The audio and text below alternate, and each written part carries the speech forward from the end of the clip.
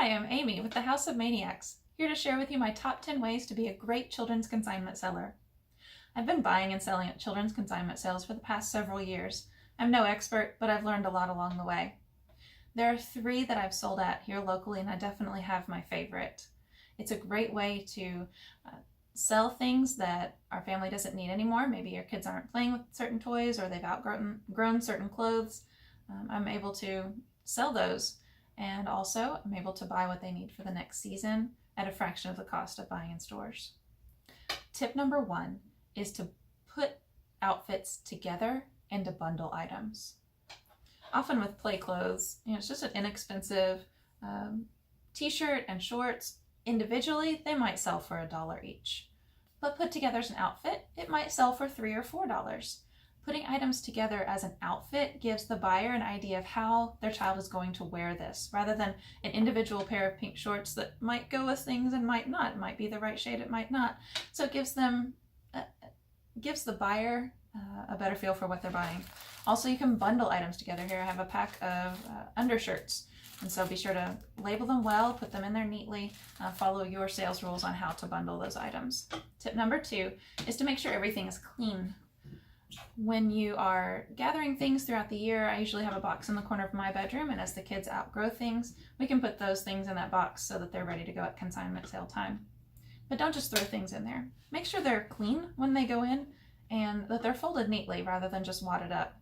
Because things that are hung up neatly, clean, ironed, they're going to sell better. They're more likely to sell. Tip number 3 is to save your hangers. Different sales have different rules on hangers. The one sale that I prefer requires the use of wire hangers. Now, I always save my hangers from the previous sale. I have bought a couple boxes off of Amazon, but I don't ever have to use a whole lot of them because I'm using the ones that we already had. Some sales will allow you to use plastic hangers, and in that case, anytime you go shopping for clothes, save those hangers. Don't just get those plastic hangers home and then toss them. Use them for your next consignment sale, and then you've got hangers for free. And that leads me into step 4 as to how to use the hangers. Always pin items to the hangers. Some things fit well on the hangers and don't really require pinning, but often little clothing, loose clothing, clothing with straps, they're going to slide around and they're likely to slide off.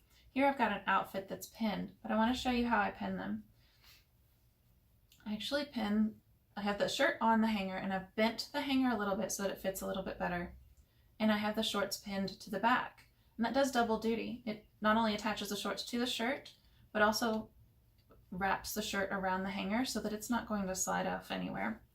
This is an example of what not to do, but what a lot of people do is they take the shorts or the shirt or whatever and they pin it around the hanger. I don't know if you can see that very well, but the difference is that this pin is now really weak and the shorts are hanging by just one point. The shorts are likely to tear. The pins are likely to pop off and come off. Also, it just doesn't hang as nicely. It's going to end up more droopy rather than straight and neat. So I'm going to fix this one when I go back up. Tip number 5 is price to sell.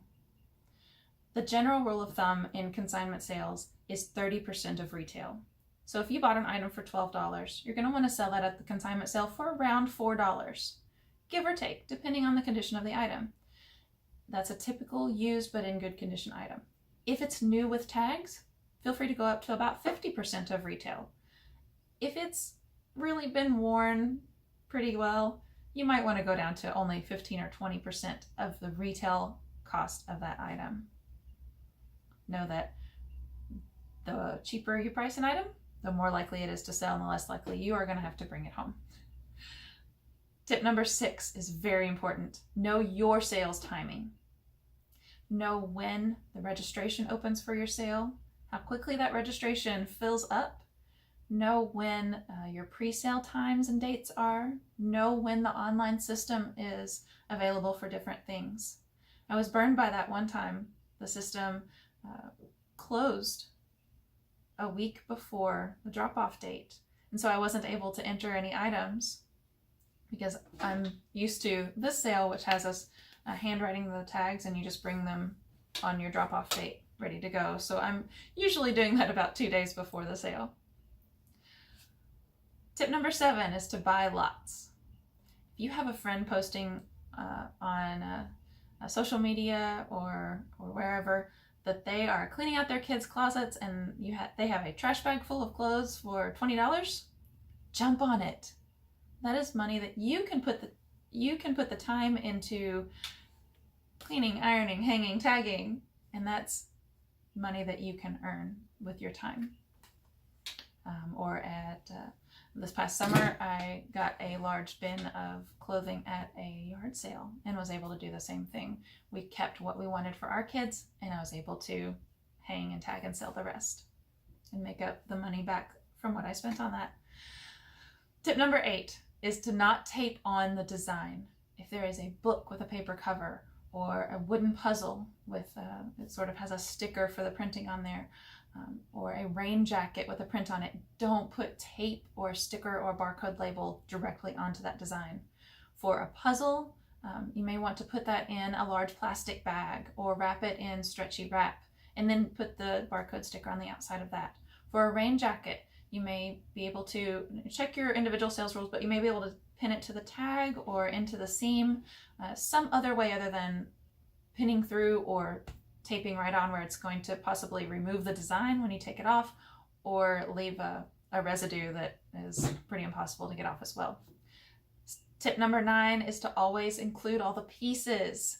If you have a puzzle, make sure all the pieces are in it. If you have toys with lots of pieces, make sure all the pieces are in it before you bag it up and sell it.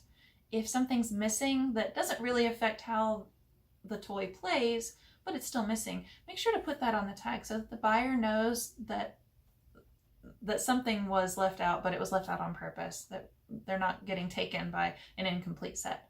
And that leaves me to tip number 10, and that is to be honest. Be an honest seller.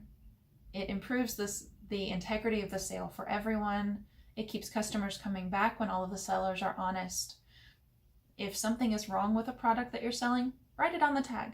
Make sure to disclose if there is a hole or a tear or a rip or a stain or a missing piece or anything that would affect the buyer's decision to purchase that item. They might be perfectly fine with it, but they need to know it. Don't use the tag to hide a flaw. If there is a stain or a hole in an item, don't put the price tag right over it to hide it. Be honest. Thanks for hanging around for my 10 tips about being a great consignment seller. I hope this helps you a little bit, and have a blessed day.